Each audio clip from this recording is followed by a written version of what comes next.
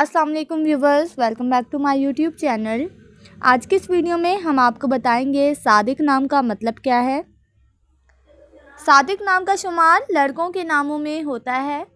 सादिक एक इस्लामी नाम है। सादिक नाम की इब्तदाई तारीख अरबी ज़ुबान से निकलती है। सादिक नाम के अफराद के लिए खुशकिस्मत नंबर 6 माना जाता है। माहिरीन के मुताबिक सादिक नाम के लड़के बहुत शरीफ होते हैं। सादिक नाम का मतलब है सच बोलने वाला, सच्चा। सादिक नाम के लड़कों के लिए खुशकिस्मत दिनों में जुमेरात और जुमे का दिन शामिल है।